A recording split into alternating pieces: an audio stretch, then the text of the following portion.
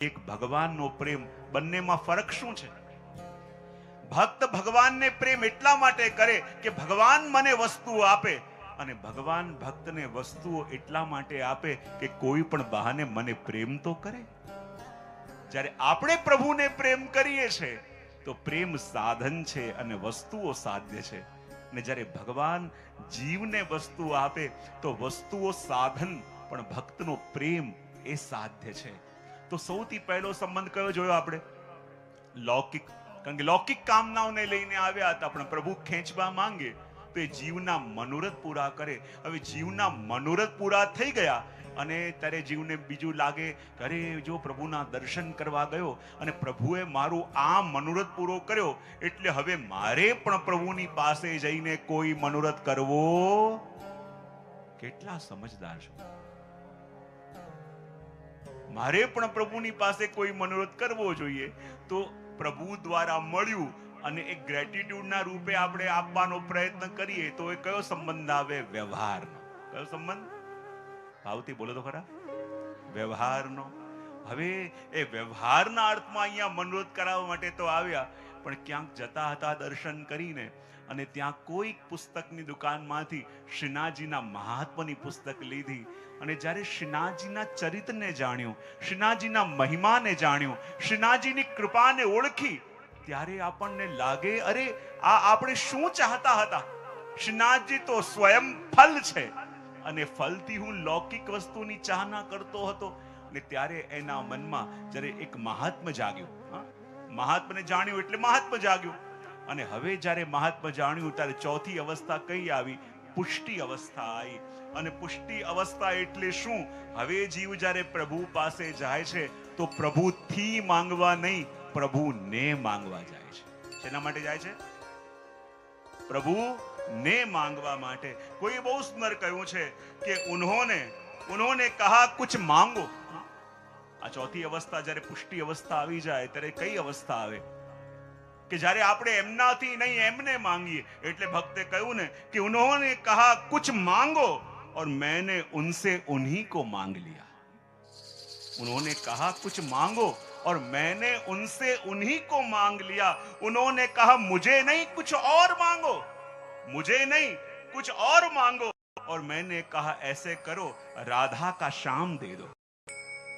उन्होंने कहा अरे और कुछ और मांगो, तो उन्होंने कहा ये भी नहीं तो मीरा का गिरधर दे दो. उन्होंने कहा अरे ये नहीं कुछ और मांगो, तब मैंने कहा ऐसे करो अर्जुन का पार्थ दे दो.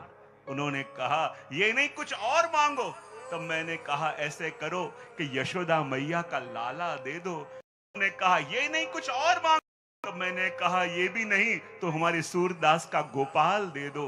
और उन्होंने कहा ये नहीं कुछ और मांगो, तब मैंने कहा ये भी नहीं तो मेरे श्री वल्लभ का श्रीनाथ दे दो.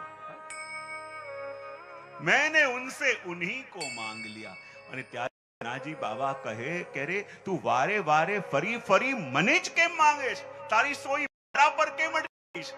કહેવાય કે જ્યારે ઘડિયાળની અંદર ફરતી હોય અને જ્યારે ઘડિયાળમાં બેટરી લો થવા લાગે ત્યારે કોઈ એક જગ્યાએ આવીને અટકી જાય અને ત્યાં જ કરે તો પ્રભુ આ જીવ રૂપી સંસારની ઘડિયાળમાં, આ સંસારના ફેરા ફરતા ફરતા પ્રભુ હવે અમારા શ્વાસ રૂપી ઘડિયાળ પણ હવે અટકી છે અને આપના ચરણોમાં અટકી હવે આપના સિવાય બીજી કાંઈ કામના કરતી નથી.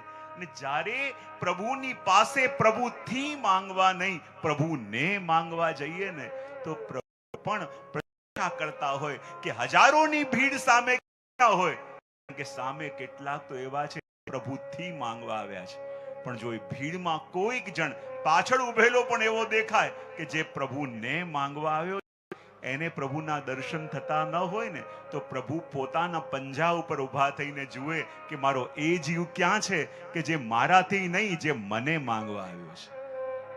પ્રભુ વ્યાકુલ થઈ જાય અને એવા દર્શન થાય ત્યારે એ પુષ્ટિ સ્વરૂપના દર્શન કહેવાય. અને પાંચમું આવે રસાત્મક સ્વરૂપ. એ રસાત્મક સ્વરૂપ કોને કહેવાય?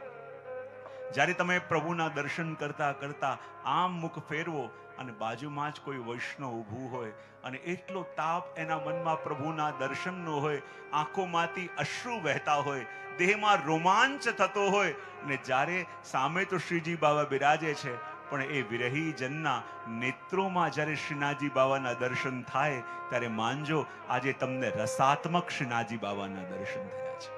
કોઈ વૈષ્ણવની આંખોમાં, કોઈ ભગવદીના નેત્રોમાં, કોઈ વૈષ્ણવના નેત્રોમાં જ્યારે દર્શન થાય ત્યારે શ્રીનાથજી બાબાના દર્શન છે. અને જો આ ભાગવત શું છે?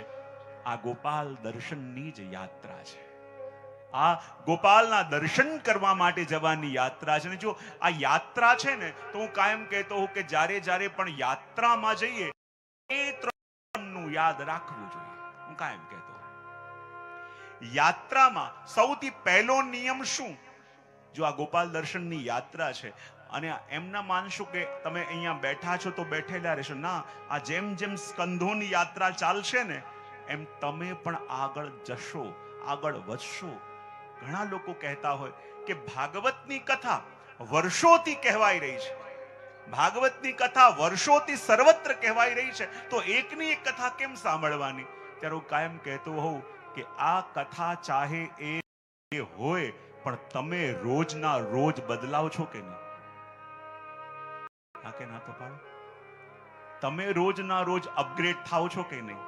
અને જ્યારે આપણે અપગ્રેડ થતા હોઈએ તો એક જ પ્રસંગને જોવાનો આપણો દ્રષ્ટિકોણ એ બદલાય કે ના બદલાય? એક જ કૃષ્ણની લીલા, એક નાનકડું બાળક સૂતું હોય તો એની માં એને સંભળાવે છે. એ જ કૃષ્ણની લીલા ભાગવત કથામાં સંભળાવવામાં આવે, અને એ જ કૃષ્ણની લીલા મોટા મોટા મેનેજમેન્ટ ગુરુ હોય એ મોટા મોટા કોર્પોરેટ સીઈઓ ને પણ સમજાવે. એક જ કથા છે, પણ જેમ જેમ આપણે બદલાતા જઈએ એક લીલાઓને, એ પ્રસંગોને જોવાનો આપણો દ્રષ્ટિકોણ બદલાતો જાય કે નહીં? હા કે ના? તો પાડો. શેની હા પાડી? બદલાતો જાય કે ન બદલાતો જાય? બદલાતો જાય. એ કથામાં જેમ જેમ આપણે પ્રવેશ કરીએ આ કથા આપણને બદલે છે. અને એટલા માટે શ્રીમદ ભાગવતની અંદર જ્યારે આપણે પ્રવેશ કરીએ તો પહેલા એ જાણીએ કે આ ભાગવત છે શું. આ ભાગવત છે શું? તો આપણા આચાર્યોએ એનું દર્શન આપણને કરાવ્યું અને કહે કે ભાગવત શું છે? તો કહે ભગવતા ઉદિતમ ભાગવતમ. બોલે આ ભાગવત શું છે? તો કહેવાય કે જે ભગવાને કહ્યું, જે ભગવાન કહેવા માંગે છે, જે ભગવાન આપણને સમજાવવા માંગે છે. જો આ દુનિયામાં હંમેશા કહેતો હો કે જ્યારે પણ આપણે કંઈક વસ્તુ કહીએ, કંઈક વસ્તુ કરીએ તો એ એક્શન થયું કહેવાય કે ન કહેવાય? હા કે ના? તો પાડો. તો જ્યારે પણ કોઈ એક્શન થાય તો એનું રિએક્શન પણ આવે કે ના આવે? And reaction is more powerful than the action. અને એક્શન કરતા પણ રિએક્શન વધારે પાવરફુલ હોય. તો જ્યારે તમે પ્રભુને કંઈ કહો છો તો એ એક્શન થાય છે કે નહીં? પાછળવાળા, સાઈડ વાળા, સ્ક્રીનની પાછળ વાળા, બહુ સારું. તો આપણે કહીએ છીએ એ એક્શન થાય છે, અને એક્શન થાય છે તો એનું રિએક્શન પણ આવતું હશે કે નહીં? હા, અરે આપણે કંઈ કહીએ તો એનો ઉત્તર પ્રભુ આપણને આપતા હશે કે નહીં? બાજુવાળાને પૂછવું હોય પૂછે. હું આજકાલ કાયમ કહેતો કે જ્યારે પણ આપણે કથાઓમાં બેઠા હોય અને કોઈ પણ વિષય આવે તો લોકોને અંદરથી સહજ એ અનુભૂતિ થાય કે આ દુનિયામાં સૌથી મોટો અનુભવી અને જ્ઞાની એ છે જે મારી બાજુમાં બેઠો છે. એટલે તમે પોતે ઓબ્ઝર્વ કરજો, કથામાં કઈ પણ એવી વસ્તુ આવશે વાળા પાસે જશે, જતું રહ્યું હશે. જ્યારે પણ મૂંઝાઓ ને ત્યારે બાજુવાળાને પૂછવાની પણ તમને છૂટ છે. આ પ્રભુ છે, પ્રભુએ આન્સર પણ આપે કે નહીં? શું કીધું તમારા બાજુવાળાએ? હવે આપે છે,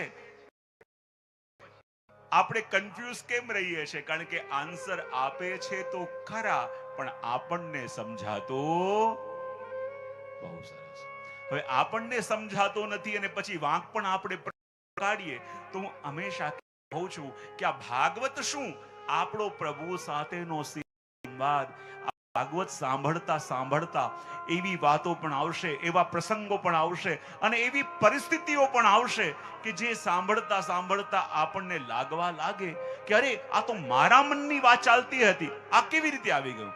અને એવું લાગે માનજો હવે તમે નથી, પ્રભુ સાથે તમારો સંબંધ પ્રારંભ થઈ ગયો. એવી ઘણી વાતો આવશે જે તમને સ્પર્શ, જે તમને ઝંઝોડી દે, જે તમને ટકોર કરે, અરે આ તો મારી વાત આવી ગઈ, આ ગલતી તો હું કરું છું.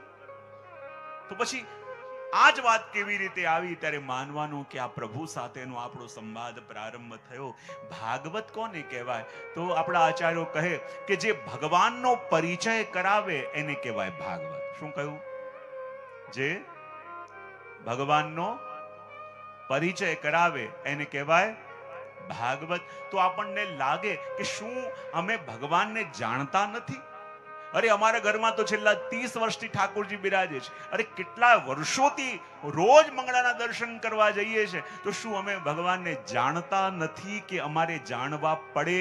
તો હું કાયમ કહેતો હોઉં કે આપણે બધા અહીં બેસેલા દાવો કરીએ છીએ કે અમે ભગવાનને જાણીએ છીએ, પણ એક વસ્તુ હું પૂછું કે ભગવાન તમને જેવા સમજાયા છે એવા જાણો છો કે જેવા છે એવા જાણો છો? ભગવાન એકચ્યુઅલ છે, એમનો જેવો સ્વભાવ છે એવા જાણો છો કે તમારા પરસેપ્શનમાં તમે જેવા સેટ કર્યા છે જાણો છો? અને આપણા પરસેપ્શનના હિસાબે જ્યારે ભગવાનને જાણીએ ને તો વારે વારે આપણા જીવનમાં વાય વાય વાય આવે કે ભગવાને આવું કેમ કર્યું, ભગવાને આમ કેમ કર્યું, ભગવાને તેમ કેમ કર્યું. કારણ કે જેવા છે એવા એમને જાણ્યા નથી, જેવા આપણે સમજીને બેઠા છીએ ને ભગવાનને આપણે એવા જાણ્યા છે. અને માટે મનમાં વારે વારે સંશય જાગે છે, કારણ કે જેવા સમજવા જોઈતા હતા એવા નથી જાણ્યા. તો ભાગવત શું છે? બોલે ભગવાન સાથે સંબંધ જોડી આપે એને કહેવાય ભાગવત. બીજો અર્થ શું બતાવ્યો? ભાવથી બોલો તો ખરો. ભગવાન સાથે સંબંધ જોડી દે એને કહેવાય ભાગવત. તો આપણને લાગે કે શું અમારો સંબંધ ભગવાન સાથે નથી?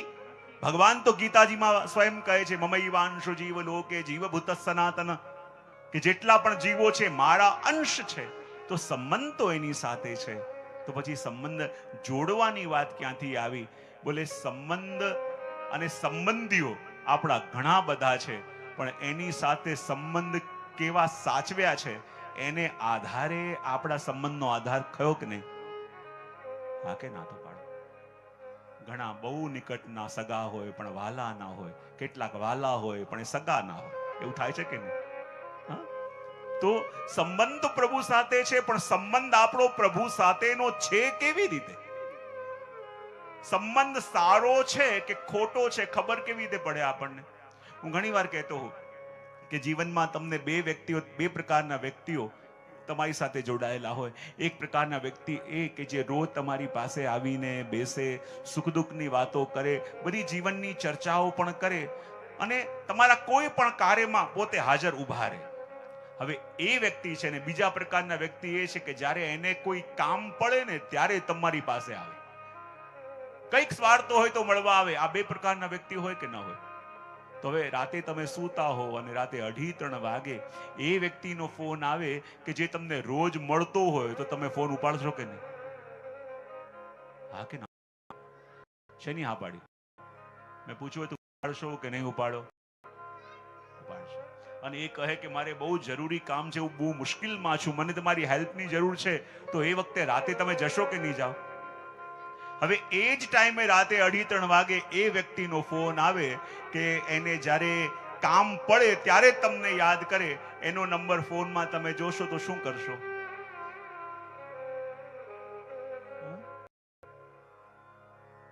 ઇગ્નોર કરશો. પછી ઇગ્નોર કેવી રીતે કરવાનું?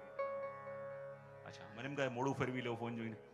બહુ સરસ. પછી બીજું એનો નંબર જોશો તમે શું કરશો?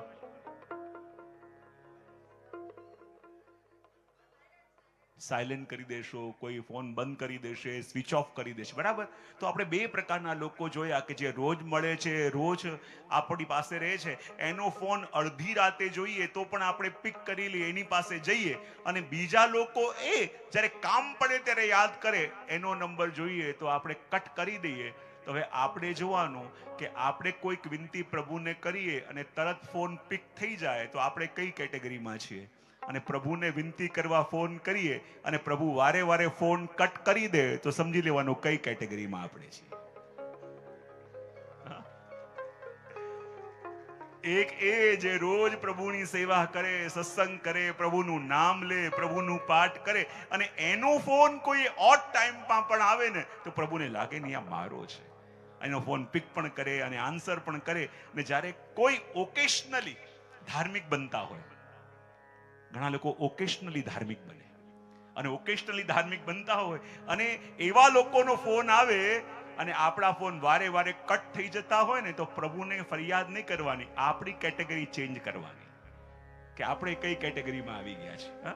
તો ભાગવતમાં જેવા બેસશો, પ્રભુના મૂળ સ્વરૂપને જાણશો તો તમારા એ સંબંધ પ્રભુ સાથે સુધરશે.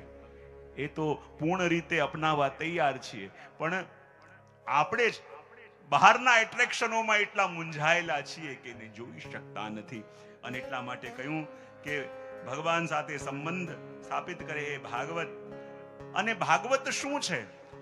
ભગવદીયત્વમ સંપાદકત્વમ ભાગવતમ. જીવને ભગવતી બનાવવા વાળા આ ભાગવત છે. ભાગવત કોને કહેવાય? જે કરમાયેલાને ખીલવી દે એ ભાગવત.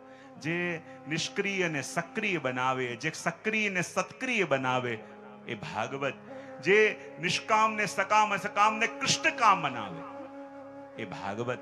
અને એટલા માટે અહીંયા કહ્યું કે ભાગવતની અંદર જ્યારે આપણે પ્રવેશ કરવું છે ને તો ભાગવત શું છે? ભાગવત તો આપણા ભક્તો એનો અર્થ કરતા કહે કે ભાગ્ય કહે તે ભાગ્ય ખુલ જાત ભક્તન કે. કે આ ભાગવતમાંથી ખાલી ભા શબ્દ બોલે ને તો એનું સૂતેલું ભાગ્ય જંપ મારીને ઊભું થાય. ભા કે કહે તે ભાગ્ય ખુલ જાત ભક્તન કે, ગ કે કહે તે ગુમાન મિટ જાત.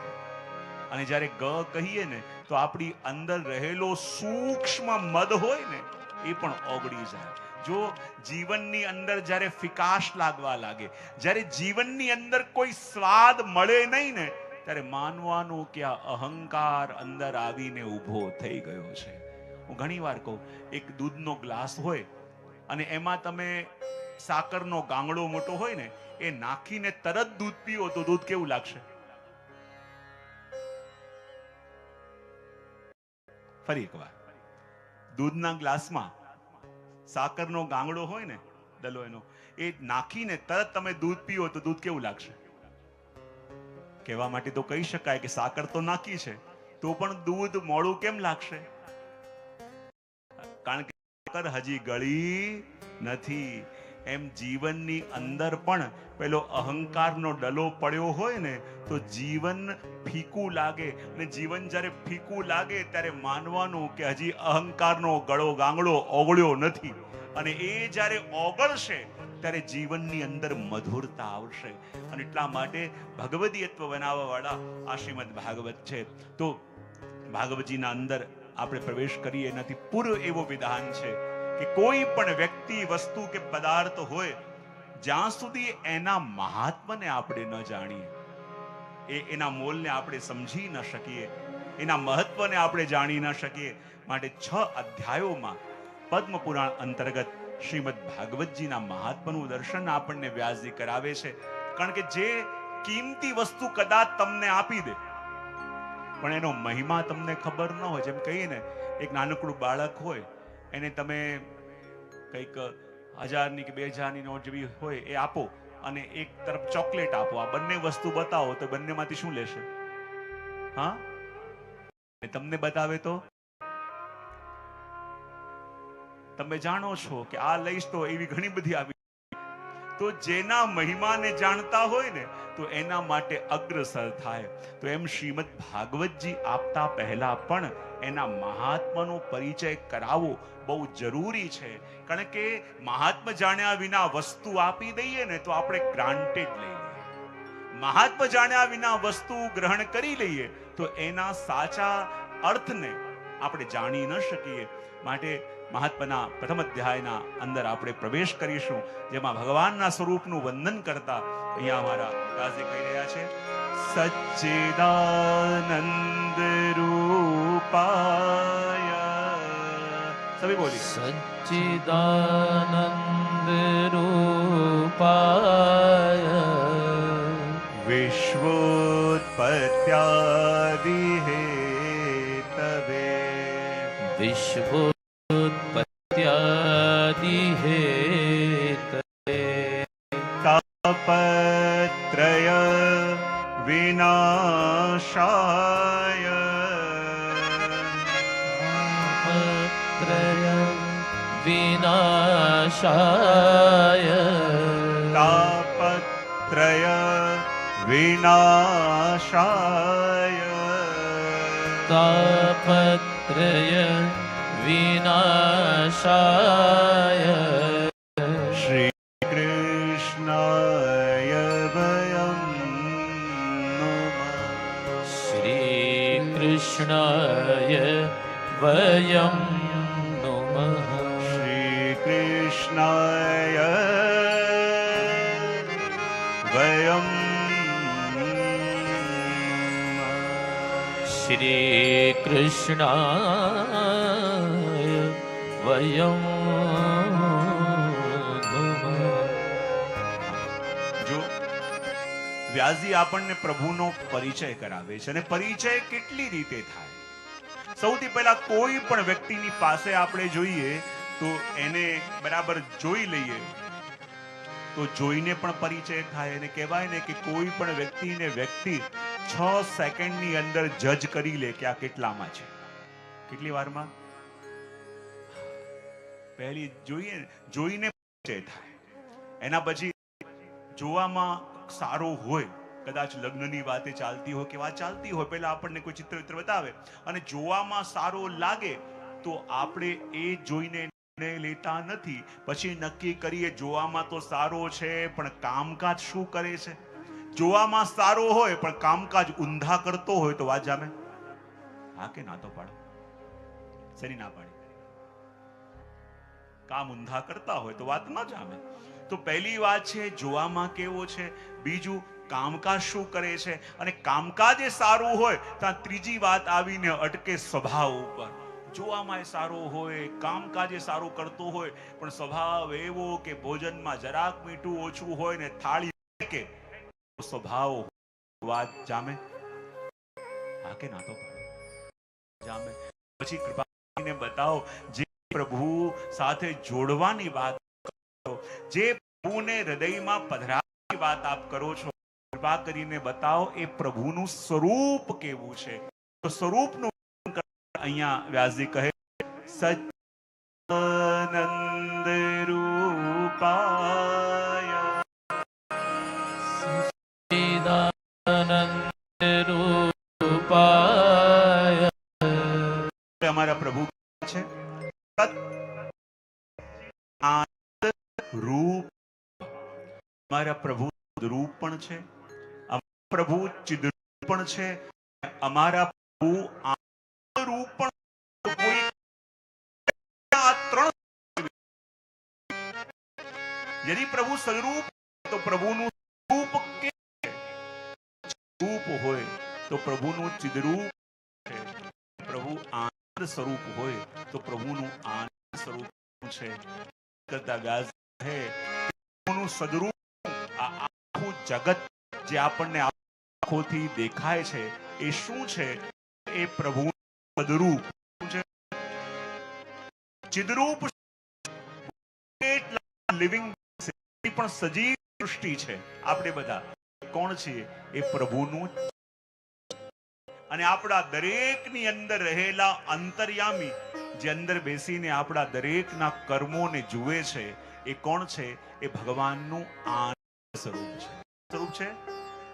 જુઓ, આ આખું યદિ ભગવાનનું સ્વરૂપ તો આખું જગત પણ પ્રભુનું મંદિર થયું કે નહીં? હા કે ના તો પાડો.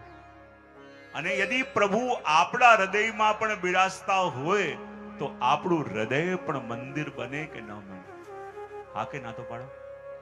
અને યદિ હૃદય મંદિર હોય તો આપણે એ પણ વિવેક રાખવો જોઈએ કે મંદિરમાં કઈ વસ્તુ પધરાવાય અને કઈ વસ્તુ ન પધરાવાય. અને આ હૃદયને મંદિર બનાવવું હોય તો આ મંદિર બને. જો ભગવાન તો ગીતાજીમાં કહે છે કે ઈશ્વર સર્વભૂતાનામ હૃદ્યેષુ અર્જુન તિષ્ઠતિ. ભગવાન ગીતાજીમાં કહે છે કે હું દરેક મનુષ્યના હૃદયની અંદર રહું છું. શું કહે છે ભગવાન? કે દરેકના હૃદય રહું છું. હવે જો દરેકના હૃદયમાં ભગવાન રહેતા હોય, દરેકનું પ્રભુનું ઘર હોય, અને જ્યાં ભગવાન દરેકના હૃદયને પોતાનું ઘર માનતા હોય તો પ્રભુનું ઘર એ પણ મંદિર કે હવેલી કહેવાય કે ન કહેવાય? હા કે ના તો પાડો. તો પછી આપણું હૃદય પણ એ રહેવાનું સ્થાન એનું મંદિર છે કે નહીં? હા કે ના પાડી? ખબર ના પડી મને. શેની હા પાડી? હા, આપણું હૃદય પણ એને રહેવાનું મંદિર. હવે જુઓ, આપણા હૃદયની અંદર ભગવાન બિરાજે છે, આપણું હૃદયના બિરાજવાનું ઘર છે. તો આ હૃદયની અંદર ભગવાન 24 કલાક બિરાજેલા હોય કે ક્યારેક ક્યારેક બહાર જ આવે ને ક્યારેક ક્યારેક અંદર? હા,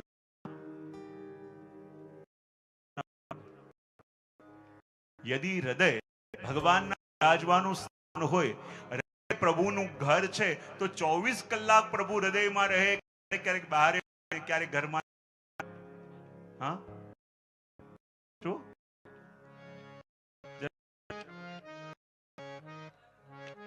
24 કલાક હૃદયમાં હોય? હવે જુઓ, એક વસ્તુ કહું, તમે કોઈને ઇન્ટ્રોડ્યુસ કરો કે આ મારું ઘર છે, આની અંદર હું રહું છું. હવે તમારું ઘર છે, તમે એમાં રહો છો, ધેટ મીન્સ એવું તો થતું નથી કે તમે 24 કલાક ઘરમાં હો છો. હમણાં તમે ઘરમાં નથી તો એ તમારું ઘર કહેવાય કે ન કહેવાય? તમે જ્યાંથી આવ્યા. હા કે તો એમ આપણા હૃદયની અંદર 24 કલાક રહે છે કે ક્યારેક ક્યારેક આવે છે, ક્યારેક ક્યારેક બહાર, કે મોટા ભાગના બહાર રહે છે? ખબર કેવી પડે? ઘણા લોકો શું ઘરમાં ખાલી બેગ બદલવા આવે, બદલીને પાછા નીકળી જાય. એ પ્રભુ રહે છે. પછી આવીને થોડો આરામે કરે છે, બિરાજે છે, થોડું સ્ટે કરે છે. કેવી રીતે રહે છે? હા, આપણને લાગે કે ભગવાન આપણા હૃદયમાં રહે છે એમ સ્વીકાર તો પ્રભુ કરે છે, પણ આપણા હૃદયમાં હમણાં છે કે નહીં એ આપણને ખબર કેવી રીતે પડે? તમારે ચેક કરતા શીખવું છે. હા કે ના? શું શીખવું છે? કરતા શીખવું કે પ્રભુ અમારા હમણાં છે. જો જે વખતે પ્રભુ હૃદયમાં પધારે યા જે સમયે પ્રભુ હૃદયમાં બિરાજતા, એ વખતે પ્રભુના ભગવત ધર્મો આપણી અંદર જાગવા લાગે. અને ભગવત ધર્મો જાગવા એનો મતલબ શું? સેવા કરવાની ઈચ્છા થાય, સત્સંગ કરવાની ઈચ્છા થાય, નામ કરવાની ઈચ્છા થાય, ભગવત કથા વાંચવાની ઈચ્છા થાય. અને આ ઈચ્છા તમારી અંદર થઈ રહી છે તો હમણાં શોર્ટ કહી શકાય કે હમણાં દરેકના હૃદયની અંદર ભગવાન વિરાજેલા છે. પણ જાગે વિપરીત ધર્મો એટલે કયા કયા? ક્રોધ આવું, દ્વેષ, ઈર્ષા, નિંદા, વિપરીત કહેવાય કે ન કહેવાય? હા, તો જે સમય રહેતા હો, જે સમય દ્વેષમાં રહેતા હો, જે સમય બહુ ડિપ્રેસમાં હો, જે સમય બહુ ચિંતામાં રહેતા હો, સમય નિંદા માનવાનું, આ સમય ભગવાન અંદર નથી, એ બહાર છે. અને જ્યારે પ્રભુના ગાન સત્સંગ કરવાનું મન થાય ત્યારે માનવું અંદર છે. આને લિસ્ટ આપણે જોઈએ. હવે તમે લાઈફસ્ટાઈલ નું ચિંતન કરો કે વધારે બહાર પ્રભુને રાખો છો કે વધારે અંદર રાખો છો? જવાબ ના આપતા ભલે સમજી જજો. વધારે કયા મૂડમાં રહો છો? ભગવત સત્સંગ, ભગવત નામ, ભગવત ગુણગાનના કે રાગ, દ્વેષ, ઈર્ષા, નિંદા એ મૂળમાં રહેતા હો તો માનજો કે પ્રભુ અંદર ખાલી બેગ ચેન્જ કરવા માટે આવે છે, આવીને પછી પાછા નીકળી જાય છે કે અહીંયા બહુ રહેવું ફાવશે નહીં. હા, તો આ ભાગવત શેના માટે છે? જ્યારે સચ્ચિદ આનંદ રૂપાએ કહ્યું તો જેમ આ બ્રહ્માંડ પ્રભુનું મંદિર છે એમ અંદર પ્રભુ ચિદ રૂપે અને આનંદ રૂપે બિરાજે છે, તો આપણું દેહ પણ, આપણું હૃદય પણ એનું મંદિર છે. તો આ હૃદય રૂપી ભવનને આપણે પ્રભુની હવેલી બનાવી છે કે નહીં?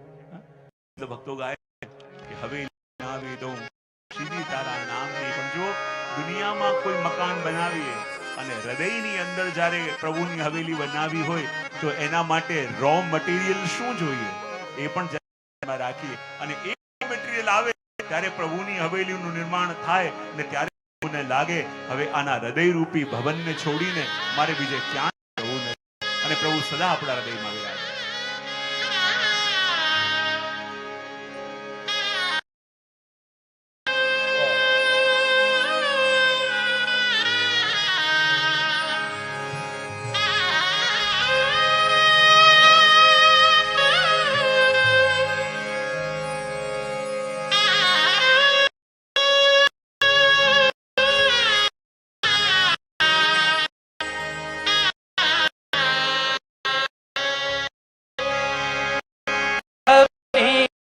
બંધાવી દઉં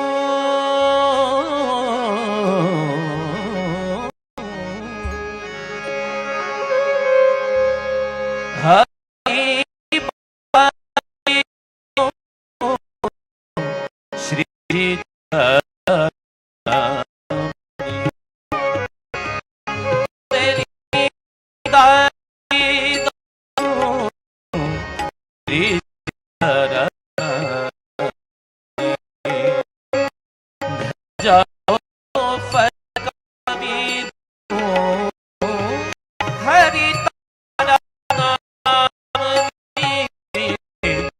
હવેલી ગાવી દઉં શ્રીજી તારા નામની.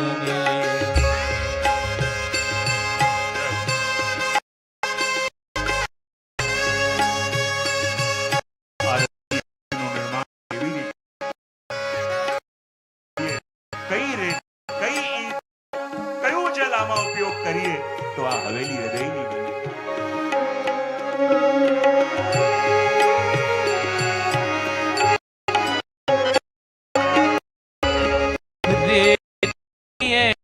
પ્રેમ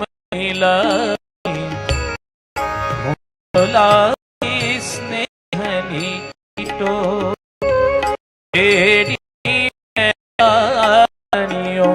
ને છાવી છે ભાવની તો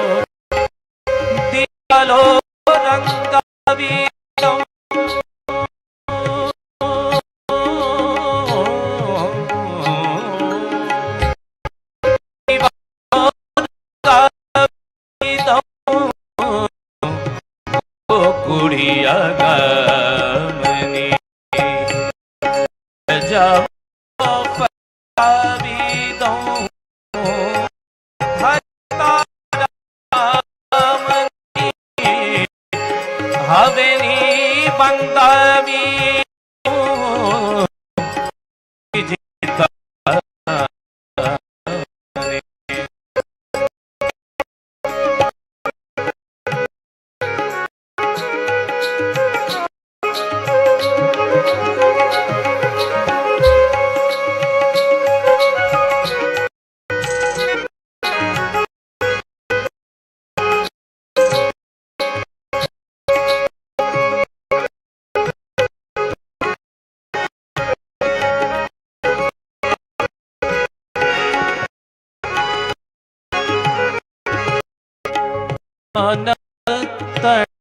ફળિયા બોલાવ્યા દેવોને સત્સંગને અપનાવીને છોડીને કૂટે બોને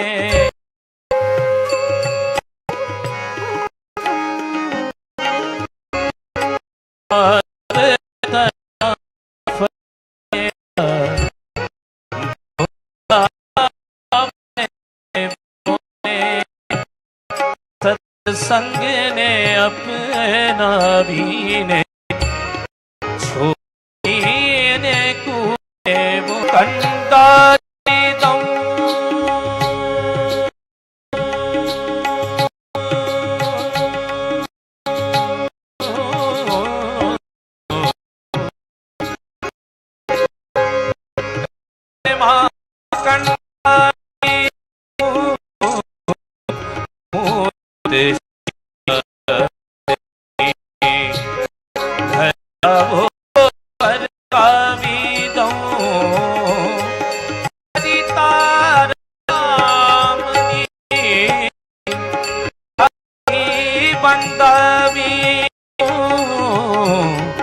શ્રીજી તારા નામની હવેલી બંધાવી દઉં શ્રીજી તારા નામ શ્રી તારા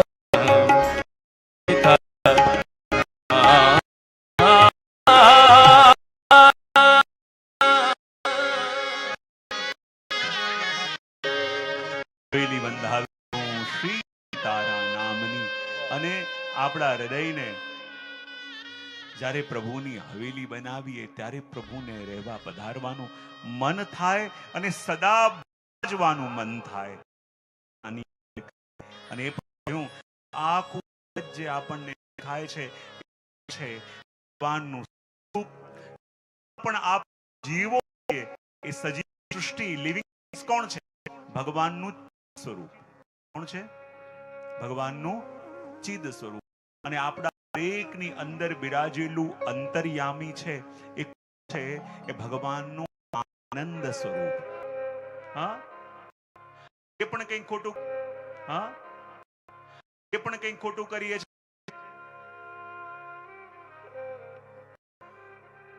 ઈચ્છા વિના એની પ્રેરણા એક વૃક્ષનું પાંદડું પણ હલતું જે સાફ કર્યું એ એની પ્રેરણા અને જે થાય એ આપણું હોય તો ક્યાં થાય? મતલબ શું? ભગવાન કાર્ય કરવાની શક્તિ આપે, પણ એનાથી શું કરવું શું ન કરવું એના માટે સ્વતંત્ર છીએ. એ રીતે ઇલેક્ટ્રિસિટી પણ તમે સદુપયોગ કરો છો કે દુરુપયોગ કરો છો તો બિલ તમારે પે કરવું પડે કે ન કરવું પડે? હા, તો આ ભગવાન અંદરને આપણા દરેક કાર્યોને જુએ છે. અને જો આ દુનિયામાં કોઈ આપણને સ્નેહ કરે છે એનું સૌથી મોટું લક્ષણ શું? કે આપણા વર્ષ સ્થિતિમાં આપણને જોયા પછી પણ એનો સ્નેહ તૂટે ત્યારે માનવાનું કે એ છે અંદર રહેલા ભગવાને આપણે તેવા સારા બનીને ફરતા હોય, ખોટામાં ખોટીમાં પણ એ ભગવાને આપણને જોયા છે કે નહીં, અને છતાં પણ એના પ્રેમમાં કોઈ ફરક પડતો નથી, એની કરુણામાં કોઈ ફરક પડતો નથી. એનાથી વધારે પ્રેમની વ્યાખ્યા થઈ શકે. અને એટલા માટે કહ્યું કે ભગવાન સચ્ચિદ આનંદ રૂપ છે. પછી કહ્યું કે પ્રભુ શું કાર્ય કરે છે? તો કહ્યું વિશ્વોત્પત્યાદિ હેતવે. બોલે આ વિશ્વની ઉત્પત્તિ, એનું પાલન અને એનું લય આ ત્રણેય જે કરે એ ભગવાન છે. આ જગત સર્જન પણ ભગવાન કરે. કેટલાક કહે કે સર્જન ભગવાને કર્યું, કેમ માનીએ? તો આ જગતને તમે કોઈનું ક્રિએશન માનો છો કે નહીં? એક બ્લેકબોર્ડમાં તમે અચાનક ક્લાસમાં એન્ટર થાઓ અને કોઈ ચિત્ર બનાવેલું હોય, તમે આઈને પૂછો કે આ કોણે બનાવ્યું છે? કોઈ કહે કે આ ક્યું છે, તમે માનો?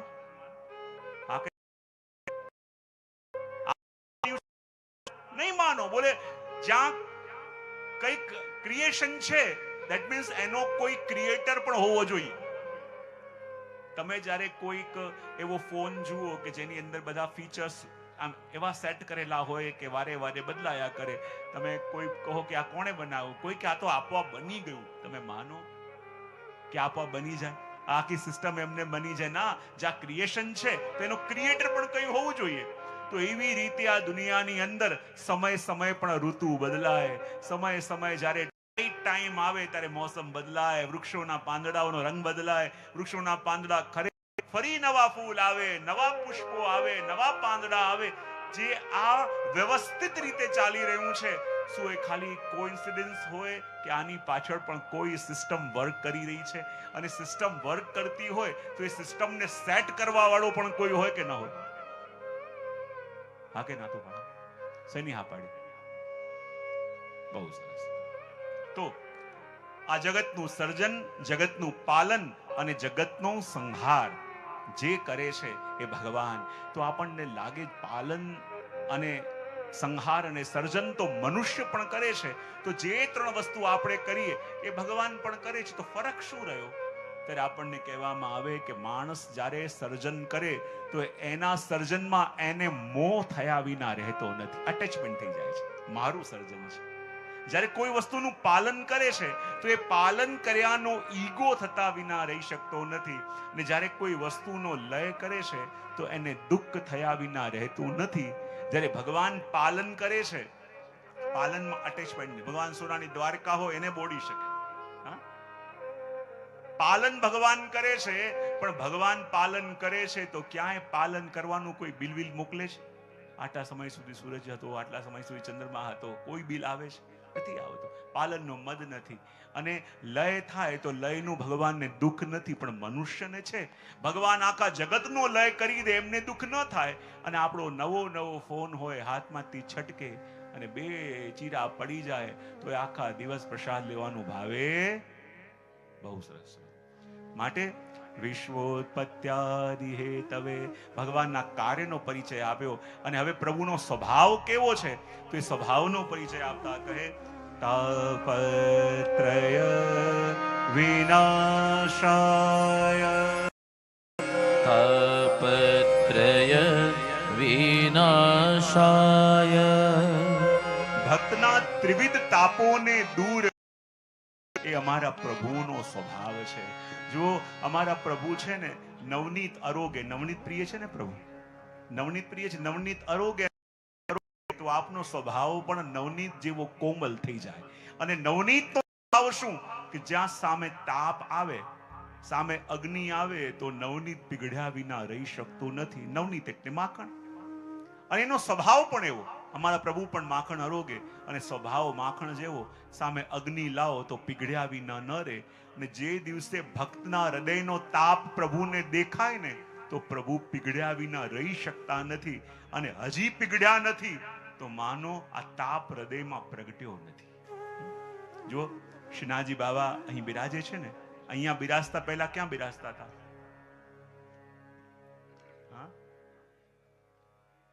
જતીપુરામાં શ્રી ગિરાજીમાં, બરાબર. હવે ગિરાજીથી શ્રીનાથજી બાબા અહીંયા પધાર્યા તો ગિરાજીથી નાથદ્વારાનું અંતર કાપતા આપને કેટલો સમય લાગ્યો? 2 વર્ષ 4 મહિના અને 7 દિવસ. કેટલો સમય લાગ્યો? 2 વર્ષ 7 મહિના 4 મહિના અને 7 દિવસ. આ દરમિયાન ઘણી જગ્યાએ આપણે મુકામ કર્યો. પણ જ્યારે શ્રીનાથજીનો આખો રસાલો ચાલતો હતો ત્યારે માર્ગમાં એક ગામ આવ્યું જેનું નામ બિલાસપુર. હવે બિલાસપુરની અંદર એક મહંત રહેતા હતા. અને કહેવાય શ્રીનાથજી જ્યારે યાત્રામાં પધાર્યા એનાથી પહેલા એ મહંત જેના શિષ્ય હતા એ વૈરાગી સાથે ફરતા ફરતા તીર્થયાત્રા કરતા કરતા વ્રજમાં ગયા. અને એમને ખબર પડી કે શ્રી ગિરાજી ઉપર સ્વયં શ્રીનાથજી બાબા પ્રગટ્યા છે અને મારે પણ એમના દર્શન કરવા જવું છે. અને જ્યારે એ એમના ગુરુ સાથે ગિરાજીની તરેટીમાં ગયા, એમના ગુરુ તો ઉપર ચડ્યા પણ જ્યાં એ મહંત જે હતા એ ગિરાજી ઉપર પગ મૂકવા જાય અને ગિરાજીમાં એમને રત્નજડિત સ્વરૂપના દર્શન થયા. અને ત્યારે એમને અનુભવ થયો કે ગિરિરાજી તો સાક્ષાત પ્રભુ સ્વરૂપ છે, તો મારું પગ ઉપર કેમ કરીને મૂકું? અને ઉપર જઈ ન શક્યા. 3 દિવસ સુધી ત્યાં એમનો ઉતારો રહ્યો. રોજ ગુરુ ઉપર જાય અને આવીને વર્ણન કરે, આજે મારા શ્રીનાજી બાવા કેવા સુંદર લાગતા હતા, શ્રીનાજી આ વસ્ત્ર ધર્યા હતા, શ્રીનાજી આ શૃંગાર ધર્યા હતા. અને એમના શિષ્યને એટલો તાપ થાય કે પ્રભુ આપ તો ગિરાજીની ઉપર બિરાજો છો, અને મેં ગિરાજીના અલૌકિક સ્વરૂપના દર્શન કરીને એ પ્રણ લીધું કે જીવનમાં ક્યારેય પણ ગિરાજીની ઉપર પગ મૂકીને આપની પાસે નહીં આવું, અને આપ તો સદા ત્યાં બિરાશો. યાની મને આ જીવનમાં આપના દર્શન ક્યારે થઈ નહીં શકે. અને એટલો તાપ એને થયો, અને આ શ્રીનાજીનો જે રસાલો જતો હતો, યાદ આવ્યું કે એ જીવ જે મારા દર્શન કરવા આવ્યો હતો પણ ઉપર ના આવી શક્યો, અને એના હૃદયની અંદર એક રંજ રહી ગયો કે મને શ્રીનાજીના દર્શન ન થયા. અને જ્યારે શ્રીનાજીનો રસાલો ચાલતા બિલાસપુર ગામમાં આવ્યો અને પરિસ્થિતિ બદલાઈ ગઈ હતી. જે શિષ્ય એના ગુરુ પહોંચી ગયા હતા એટલે મઠના મઠાધિપતિ હવે બની ચૂક્યા. પણ જ્યારે તાપ થાય કે જીવનમાં એક જ ખટકો છે કે શ્રીનાજીના દર્શન મને થઈ ન શક્યા, અને ત્યારે શ્રીનાજીએ સ્વપ્નમાં દર્શન આપ્યા અને કહ્યું કે જો હું એ જ છું કે જેના દર્શન માટે તું આટલા તડપી રહ્યો છે, પણ તું ઉપર આવી ના શક્યો.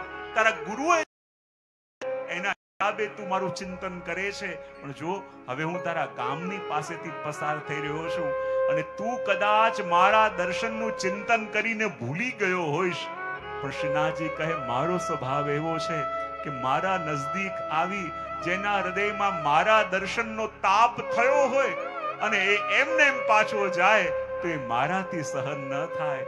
એ તો ભૂલી જાય પણ એના હૃદયના તાપને હું ભૂલી શકતો નથી. માટે જો હવે હું તારા ગામની પાસેથી પસાર થઉં છું, અને જો ખાલી તને દર્શન નહીં પણ આપીશ કે આ યાત્રા મારે રાજભોગ અરોગવું હોય છે તો કોઈ ઠીક વ્યવસ્થા નથી. તેવું કર, તું મારા માટે એક સરસ પાટિયું બનાવી દે, અને એ જ પાટિયામાં હું રોજ રાજભોગ અરોગીશ. અને કહ્યું કે હું આવીશ તો ખરા, પણ મને શ્રીનાથજીના આપના દર્શન થવા દેશે? જો જય ગોવિંદજી મહારાજ શ્રી પોતાના રસાલાને લઈને જતા હોય ને તો તું આવજે, અને ત્રીજો જે રથ હોય એ રથને પકડીને ઊભો થઈ જજે. અને મહારાજ શ્રી ક્યારે અહીંયા કોઈ નથી, બધા લોકો ના પાડશે કે અહીંયા શ્રીનાથજી નથી, પણ તું કહેજે કે મને શ્રીનાથજી આજ્ઞા કરી છે કે આમાં જ શ્રીનાથજી બિરાજે છે, અને કહેજે કે આજે શ્રીનાથજીએ શ્વેત પીછોડો અને સફેદ પાગ ધરી છે, અને મને શ્રીનાથજી આજ્ઞા કરી છે ત્યારે તને દર્શન કરાવશે. અને આખી રાત જાગીને શ્રીનાથજી માટે સુંદર પાટિયું સિદ્ધ કર્યું અને પ્રતીક્ષા કરતા હતા કે જેના દર્શન માટે એટલા વર્ષો વીતી ગયા, હું તો જઈ ન શક્યો, પણ મારા નાથનો સ્વભાવ કેવો કે મને દર્શન આપવા માટે અહીંયા પધારી રહ્યા છે.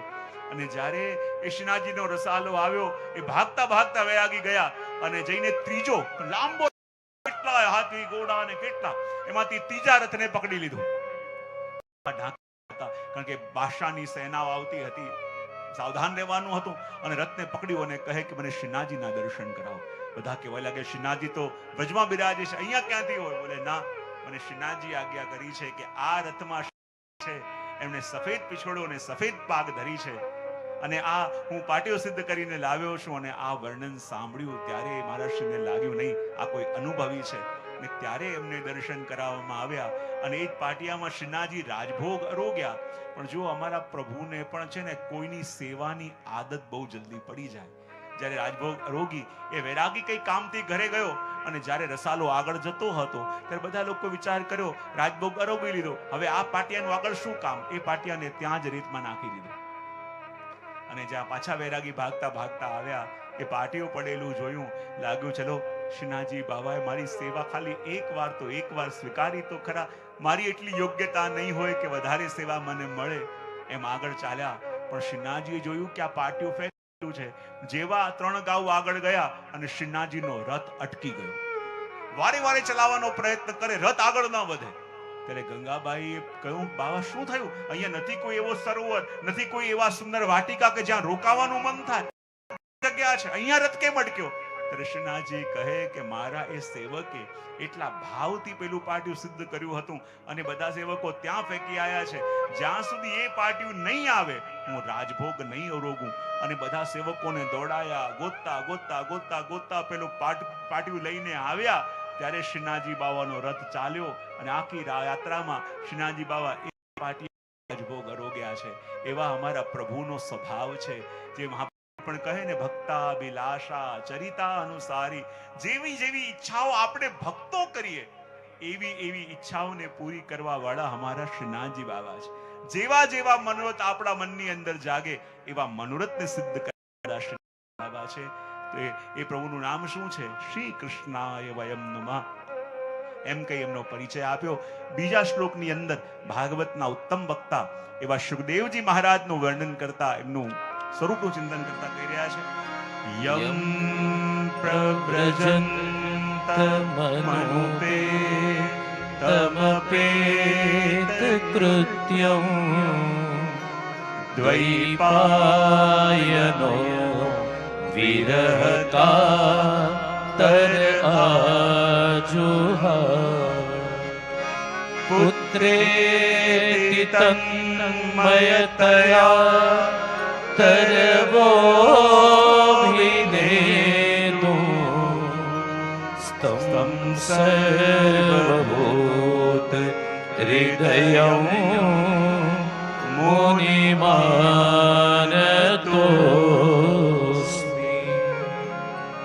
સુખદેવજી મહારાજનું વર્ણન કરતા કહે છે, આ સુખદેવજી મહારાજ કેવા?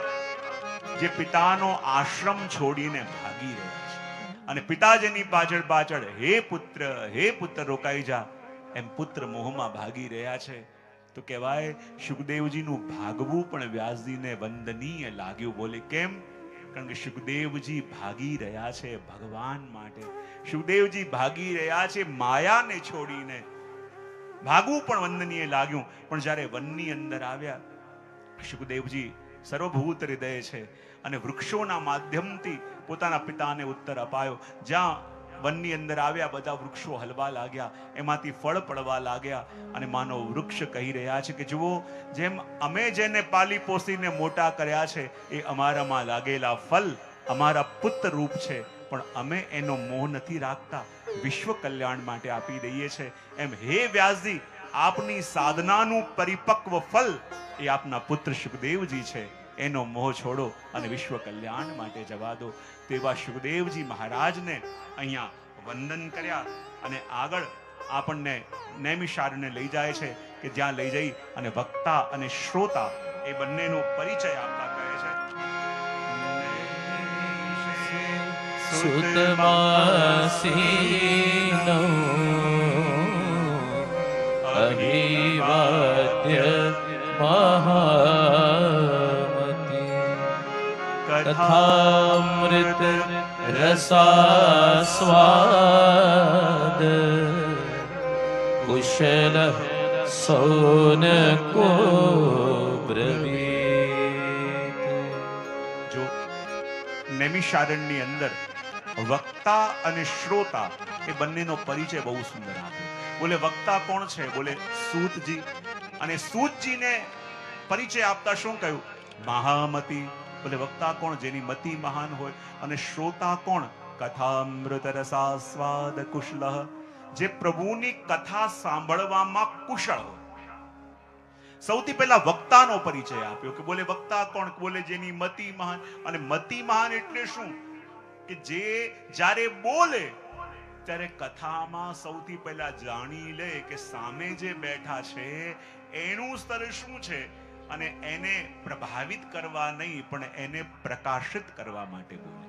ઘણી વાર થાય એવું ને કે એવી ભારે ભારે વાતો આવે, એવી ભારે ભારે વાતો આવે કે બહાર નીકળીને કહે બહુ આનંદ આવ્યો. બોલે શું બોલ્યા? બાલ ખાલી એ જ ખબર ના પડે. કહેવાય ને કે બહુ મોટા વક્તા હતા અને હજારો લાખો લોકો એમને સાંભળવા આવે અને કોઈક ગામમાં ગયા, ત્યાં ક્યાંક કોઈક મેનેજમેન્ટમાં ભૂલ થઈ હશે અને એટલો મોટો મંડપ અને જ્યારે વક્તા સ્ટેજ પર આવ્યા, સામે ખાલી એક વ્યક્તિ બેઠો હતો અને વક્તાને ગુસ્સો આવ્યો, અરે હું તો લાખોની વચ્ચે બોલું છું અને આટલા મોટા મંડપમાં ખાલી એક માણસ બેઠો છે, હું નહીં બોલું.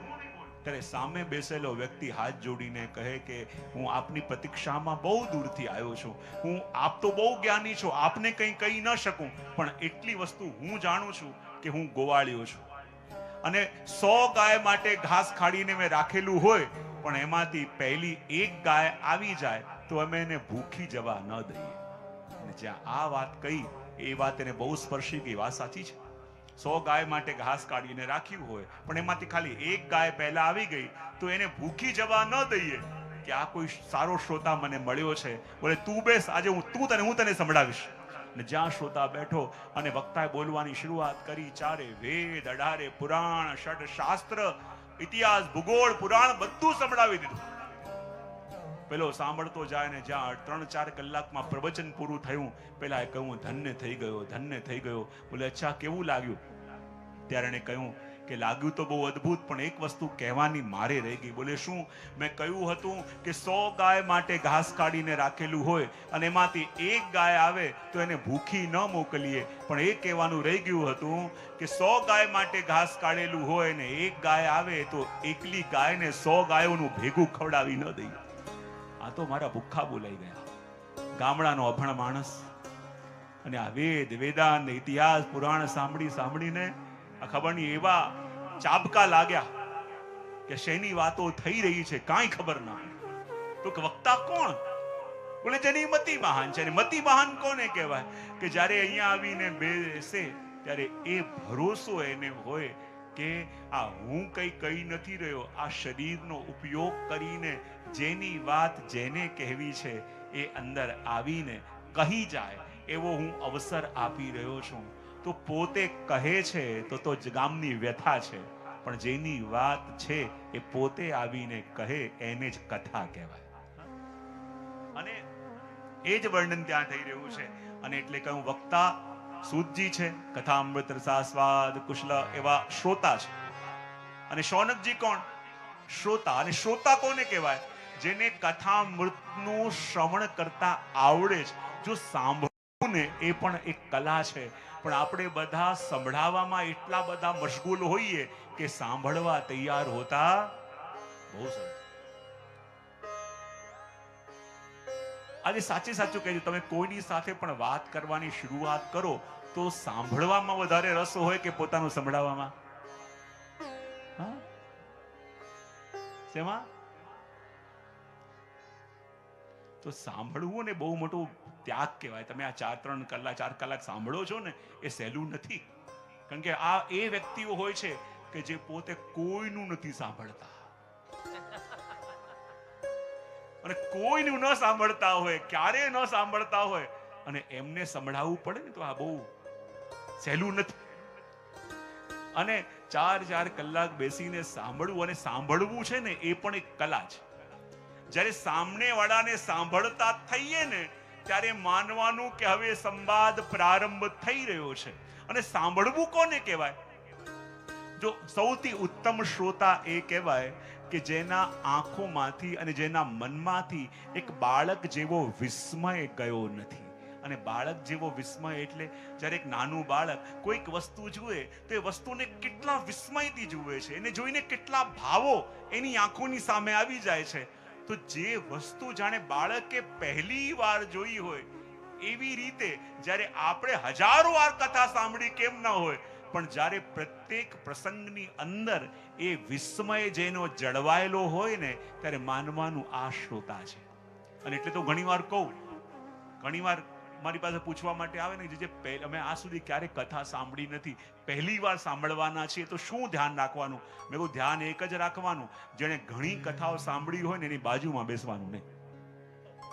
કારણ કે એને સાંભળવામાં નહીં, સંભળાવવામાં ઇન્ટરેસ્ટ. જો હવે આવશે, જો હવે આમ કહેશે, જો હવે આમ થશે, એને સાંભળવામાં જરા ઇન્ટરેસ્ટ ન હોય, એને સંભળાવવામાં ઇન્ટરેસ્ટ હશે. અને એટલા માટે યદિ સાચા અર્થમાં સાંભળવું હોય ને તો એની પાસે બેસજો જે તમારી જેવી કોરી સ્લેટ હોય. કારણ કે આ લખેલામાં લખવું પડે ને બહુ આકરું પડે. નથી પેલા બંને શિષ્ય ગુરુ પાસે ગયા, બોલે અમારે સંગીત શીખવું છે. બોલે તને કંઈક આવડે? બોલે મેં આ સુધી મને એક સંગીતનો કંઈ પણ ના આવડે, સા પણ ના આવડે. મારા શીખવાના કેટલા? તો કે તારા 100 રૂપિયા મહિનાના લઈશ. બીજાને પૂછ્યું કે તને થોડું ઘણું? અરે હું તો પહેલા થોડું 6 મહિના શીખેલો છું. બોલે મારા કેટલા ફી થશે? બોલે તારી 900 રૂપિયા. પેલો કે આને કઈ નથી આવડતું અને હું તો થોડું શીખેલું છું ને મારા 900. બોલે આ તો કોરી સ્લેટ છે, મારે જે લખવું હશે એ લખાશે, પણ તારા ઉપર ખોટું લખેલું પહેલા ભૂસવું પડશે, પછી નવું લખવું પડશે, ડબલ મહેનત લાગશે. અને એટલા માટે વિસ્મય જેના આંખોનો ખોવાયો નથી, જેના હૃદયના વિસ્મયને જ્યારે એક જ દ્રશ્યને તમે કેટલી વાર જોઈ શકો, જ્યારે એક જ દ્રશ્યને જોવાના તમારા અલગ અલગ ડાયમેન્શન હોય, અલગ અલગ જગ્યાએ જોઈએ. એક જ વ્યક્તિ અહીંયા ઊભો હોય, તમે એને અહીંયા જોઈને વર્ણન કરો, તમે એને ત્યાં જોઈને વર્ણન કરો, ત્યાં ઊભા રહીને વર્ણન કરો, એ દરેક વર્ણનમાં ફરક આવશે કે નહીં આવે? હા કે ના તો પાડો.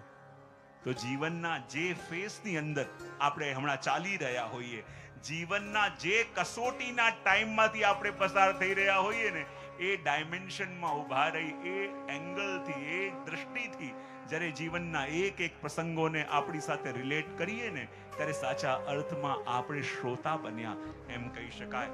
અને એટલા માટે અહીંયા આવીને સોનકજીએ હાથ જોડી સૂતજીને પ્રશ્ન કર્યા અને પ્રશ્ન કરીને કહેવા લાગ્યા, અજ્ઞાનધ્રાંત વિદ્વંસ કોટિ સૂર્ય સમપ્રભ સુતાખ્યાહિ કથા સારં મમ કર્ણ રસાયનમ.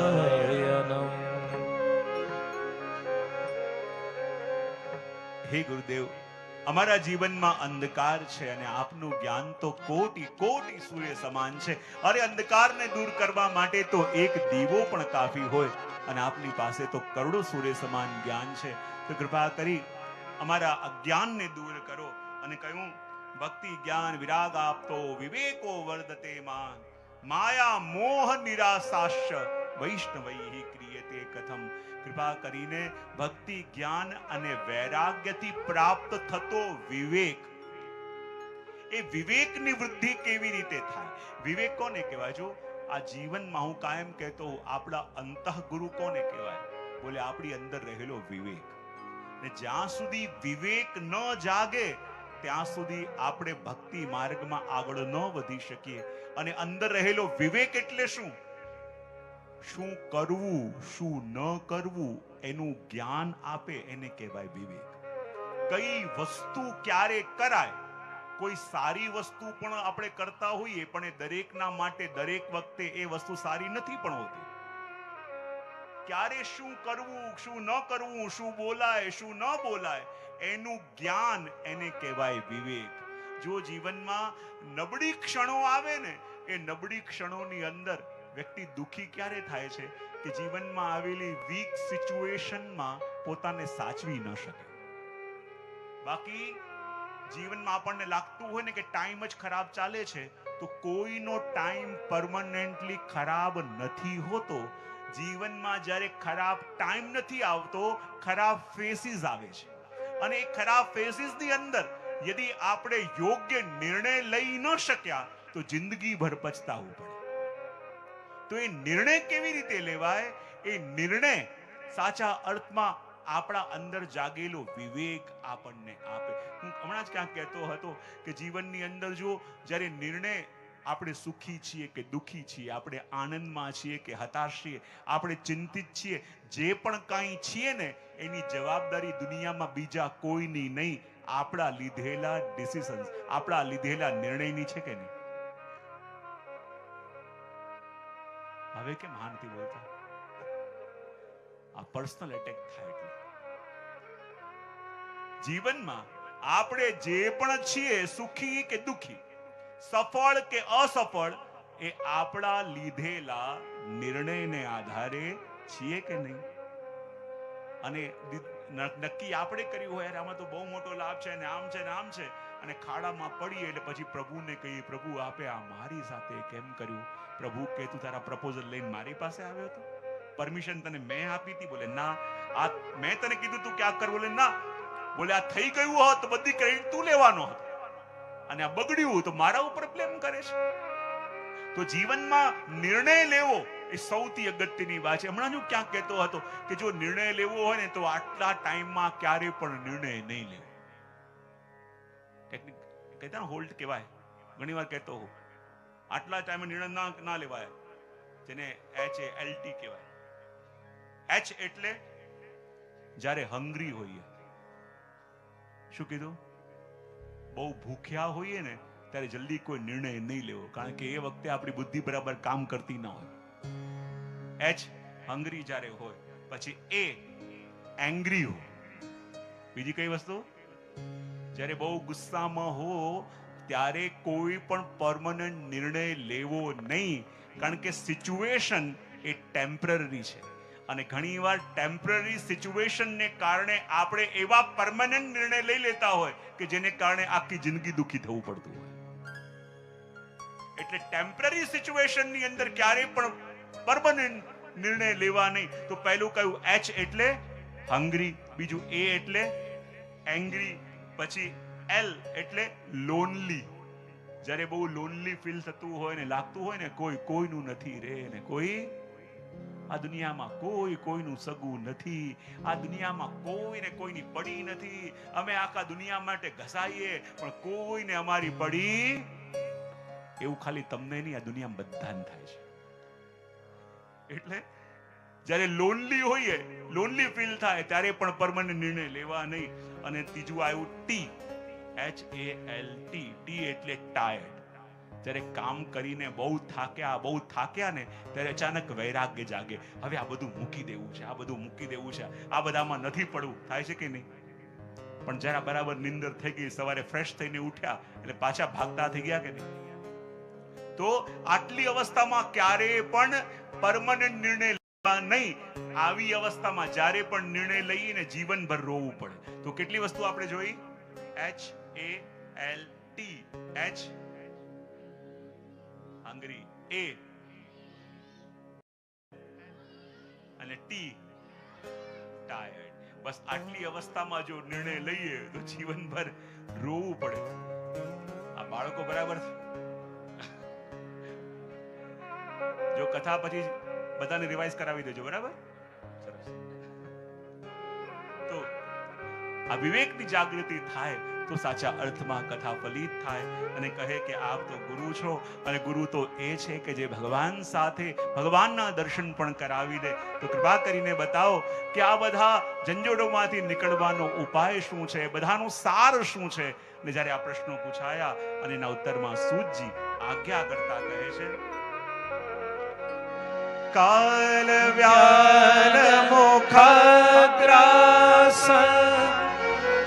ત્રાસ નિર્નાશ હેતવે શ્રીમદ ભાગવતં શાસ્ત્રં કલૌકીરેણ ભાષિતં કાલ વ્યાલ મુખગ્રાસ ત્રાસ નિર્નાશ હેતવે શ્રીમદ ભાગવતમ શાસ્ત્રમ કલૌકીરેણ ભાષિતમ. એમ કહે છે કે જો સૌથી પહેલા આપણને જ્યારે ભાગવતની યાત્રામાં આગળ લઈ જાય ને એનાથી પહેલા આપણને સમજાવે છે કે આપણું કરંટ લોકેશન છે ક્યાં. તમે કોઈ પણ મેપથી આગળ જાઓ તો પહેલા તમારું કરંટ લોકેશન તમને ખબર હોવી જોઈએ કે નહીં? તમે ક્યાં ઊભા છો એ ખબર હોવું જોઈએ કે નહીં? હા કે ના તો પાડો? શેની હા પાડો? સરસ. તો આપણે જ્યાં ઊભા છીએ એ ખબર હોય તો ત્યાંથી ક્યાં આગળ જવું એ જાણી શકાય. યદિ કરંટ લોકેશન ક્યાં છે એની અવેરનેસ ન હોય તો તમે કોઈને પણ એડ્રેસ પૂછશો ને એ એડ્રેસ તમને વધારે કન્ફ્યુઝ કરશે. જગતમાં ઘણા એડ્રેસ પર તમને ખ્યાલ છે, ક્યાં અમે સૌરાષ્ટ્રમાં ને ક્યાં ગયા હતા અને કોઈને ફોન કર્યો, ભાઈ તમારું ઘર ક્યાં? અને એડ્રેસ બતાવ્યું કે આ ગલીમાં આવશો ત્યાં એક કાળા રંગની ગાય ઊભી છે ને એ મારું ઘર. અમે ગોતીને ફરીએ, ત્યાં પહોંચીએ ત્યાં ગાય ચાલીને આગળ ગઈ હોય. એક ઘર ખખડાવીએ, બોલે આમાં તમે, બોલે આમાં નહીં, પાછળ વ્યૂ ગયું. ક્યાં વ્યૂ ગયું? પાછો ફોન કર્યો કે હવે ક્યાં? કે ગાય ઊભી છે. હવે ગાય અમને 1.5 કલાક ફેરવ્યા. હવે ઘણા રસ્તા બતાવવા વાળા પણ એવા હોય, જે છે લીલા રંગનું ડોર છે એમ કહો તો ખબર પડે આ કાળી ગાય ઊભી છે ને ગાય બાંધેલી હોય તો ઠીક છૂટી ફરતી. તો આ જગતની અંદર આપણે કહીને રસ્તા બતાવવા વાળા ઘણા હોય, પણ સૌથી પહેલા આપણને ખબર હોવી જોઈએ કે આપણું કરંટ લોકેશન ક્યાં છે. જીવનમાં જ્યાં આપણે ઊભા છીએ ત્યાં આપણી અવસ્થા શું છે. ભલે ગમે તેટલું સ્ટેટસ હોય, ગમે તેવી પદવી હોય, ગમે તેવું અચીવ કર્યું હોય, પણ છતાં આપણી હાલત શું છે. તો અહીંયા બતાવે કે કાલ વ્યાલ મુખગ્રાસ, બોલે કાળ રૂપી સર્પે પોતાનું મોઢું ખોલેલું છે અને આપણા બધાના મુખ પેલા કાળ રૂપી સર્પના મોઢાની અંદર છે. અને એક ઘડી લાગશે એણે પોતાનું મુખ બંધ કર્યું અને આપણો ખેલ ખતમ. પણ આશ્ચર્યની વાત એ, આપણા બધાના મુખ પેલા કાળ રૂપી સર્પના મોઢામાં છે, પણ અંદર રહેલા બંને હાથોથી દુનિયાની વસ્તુ ભેગી કરવામાં લાગ્યા છે. આ મેળવી લઉં, પેલું મેળવી લઉં. અરે એક ઘડી લાગશે. આ દુનિયામાં જેવી હાલત આપણી એવી બધાની છે. કહેવાય ને, પેલો ફિલોસોફર હતો, બધા એને પાગલ પાગલ કહેતા અને ગામની બહાર જંગલમાં બેઠો રહેતો. હવે એક યાત્રી ચાલતો ચાલતો જતો હતો, અંધારું થવા આવ્યું હતું. એને લાગ્યું આસપાસ ક્યાંક વસ્તી હોય તો રાત વિતાવી અને સવારે હું ચાલ્યો જઈશ, જંગલ છે. પેલા ફિલોસોફર જે પાગલ જેવો લાગતો એને આવીને પૂછ્યું કે ભાઈ અહીંયા વસ્તી ક્યાં છે? બોલે અચ્છા, વસ્તી પાસે તમારે જવું છે, બોલે આ તરફ જા. અને આ તરફ ગયો, જોયું તો ત્યાં તો કબ્રિસ્તાન હતું. એ પાછો આવ્યો અને આવીને ઝઘડો કરવા લાગ્યો અને કહેવા લાગ્યો, અરે લોકો તમને એમને એમ પાગલ નથી કહેતા, તમે પાગલ છો. બોલે કેમ? મેં તમને પૂછ્યું કે મારે વસ્તી તરફ જવું છે અને તમે મને કબ્રિસ્તાન તરફ મોકલ્યો. ત્યારે પહેલા એ કહ્યું કે જેને તમે વસ્તી માનો છો એ તો નિત્ય પ્રતિક્ષણ ઉજળતી રહે છે. જે પ્રતિક્ષણ ઉજળે એને વસ્તી કેમ કહેવાય? વસ્તી તો આ છે જે અહીં આવીને માણસ વસી ગયો તે વસી ગયો, હવે ક્યારે ઉઠવાનો છે? વસ્તી તો આ છે જેને આપણે બહુ વસ્તી માનીને બેઠા છે. અહીંયા ભરોસો કોનો? જેટલા જીવો છે, એક પગ આપણો કેડાના છાલ ઉપર છે અને બીજો પેલા કબ્ર ઉપર છે. ક્યારે કયો પગ લપસે કાંઈ ભરોસો નથી. પ્લાનિંગ વર્ષોના કરીએ છે પણ આગલી ક્ષણનું આપણું ઠેકાણું નથી. અહીંયા કોઈ એવું છે જે એગ્રીમેન્ટ લખાઈને લાવ્યું હોય કે આટલા વર્ષ તો મારે રહેવાના છે? કોઈ છે? કોઈ રેકમેન્ડેશન લેટર લઈને આવ્યા હોય? કોઈ ભરોસો નથી. અને માટે કહ્યું કાલ વ્યાલ મુખગ્રાસ ત્રાસ નિર્ણાશ હેતવે, કે કાલના મુખમાં કોળીઓ બનેલા આ કાળના મુખથી છોડાવવા વાળું કોઈ શાસ્ત્ર હોય તો શ્રીમદ ભાગવત છે, જે કાળના મુખના કોળીમાંથી આપણને બહાર કાઢી શકે. જો ઘણીવાર કહું કે પરીક્ષિત તો ભાગ્યશાળી હતા. આપણને લાગે ભાગ્યશાળી કેવી રીતે માનીએ? એની પાસે તો માત્ર 7 દિવસ હતા. ભાગ્યશાળી એટલા માટે કે એની પાસે 7 દિવસ હતા એમ નહીં,